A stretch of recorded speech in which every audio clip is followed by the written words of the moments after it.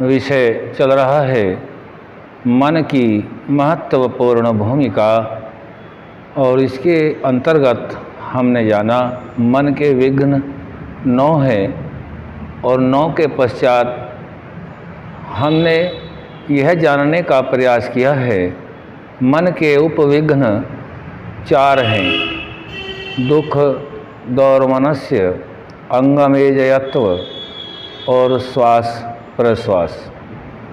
कल हमने जो उपविघ्न है दुख के बारे में जाना, आज दौर्मनस्य के बारे में जानने का प्रयास करते हैं। दुख 3 प्रकार के बताए गए हैं, आध्यात्मिक, आधि भौतिक और आधि दैविक। जिनको इनमें से दुख होता है ये उपविघ्न है, यह मनुष्य की उन्नति में साधक नहीं बन सकते, अन्यथा बाधक ही हैं। जिनको ऋषियों ने, महर्षि पतंजलि ने उपविघ्न के रूप में रखा है। दूसरा उपविघ्न है दौर्मनस्य। जो आत्मा है वह दुष्ट होते हैं, उनको दौर्मनस्य विषय में रखा गया है। जहाँ दौर्मनस्य होता है, आत्माएं दुष्ट होती हैं, वहाँ न तो आत्मा की उन्नति, न समाज में कोई उन्नति, और न ही अपने शरीर के प्रति कोई विशिष्ट उन्नति कर पाता है। इसीलिए हम सभी को योग्य है कि आत्मा कोई क्लिष्ट कर्म न करे, दुष्टता की ओर न बढ़े, क्योंकि मन इसका माध्यम है। और मन यदि दुष्ट है, दुष्ट विचार आते हैं, दुष्ट कर्म करता है और दुष्ट वाणी का प्रयोग होता है, क्योंकि यह निर्विवाद और सत्य है कि जो मनुष्य शरीर है परमात्मा की कृपा से इसको 3 प्रकार के साधन कर्म करने के लिए दे रखे हैं, मन से, वाणी से और शरीर से। तीनों में मन जो है उभयनिष्ठ रहता है, मन इन्वॉल्व रहता है। चाहे शरीर से कर्म किया जाए, मन का वहाँ भी योगदान होता है, वाणी से किया जाए, मन का वहाँ भी योगदान है।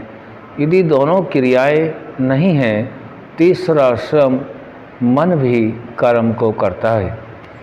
तो हम सभी को इस प्रकार से कर्म को करना है। हम सभी उपविघ्नों से बचें।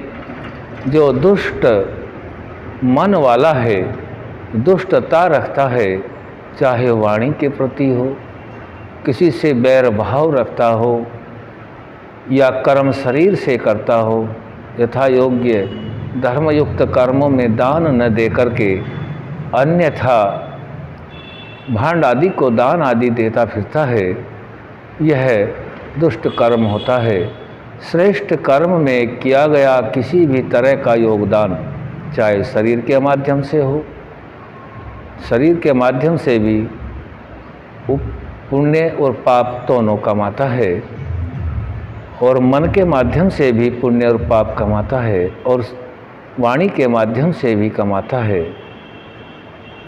चाहे दान के रूप में हो, परित्राण के रूप में हो, दानम, परित्राणम, परिचरणम, तीनों में से किसी भी रूप में कर्म किया गया हो, तो वह कर्म दुष्टता को न छुए, दुष्टता से दूर रहे, तो उपविघ्नों से बचा जा सकता है। इसी प्रकार से वाणी है। वाणी का भी अनृत, पर, सूचना, असंबद्धानी, किसी भी प्रकार की वाणी हो, इसे दुष्टता से अलग रखें, क्योंकि यह दौर मनुष्य के अंतर्गत आता है। दुष्ट मन वाला दुष्टता को प्राप्त होकर के श्रेष्ठता का फल नहीं पा सकता है। इसी प्रकार मन, वाणी और शरीर तीनों से जो कर्म होता है, इन कर्मों को धर्मानुकूल करना ही जो उपविघ्न है, इनसे बचा जा सकता है। और दुष्टता के आधार पर किया गया कोई भी कर्म किसी भी समय किसी भी स्थान पर होता है तो यह मन के उपविघ्न बन कर के उन्नति को प्राप्त नहीं होने देता। चाहे योग साधना का क्षेत्र है, भौतिक क्षेत्र है, शारीरिक है, आत्मिक, कोई सा भी क्षेत्र है, सभी जगह उन्नति को प्राप्त तब तक नहीं हो सकता जब तक दुष्टता न छोड़े। इसलिए अपने मन को हमेशा दुष्टता से बचा कर रखना और दौर मनुष्य के जो कारण हैं, दौर मनुष्य दुष्टता, यही इसका अर्थ है, इसको बचा कर के रखना है और हमेशा उन्नति की ओर आत्मा को बढ़ना है। हमने आज दौर मनुष्य के बारे में जाना है, आगे फिर जानेंगे। 2 उपविघ्न और बचे हैं, अंगमेजयत्व और श्वास प्रश्वास, इनका विषय फिर रखेंगे। ओम शम।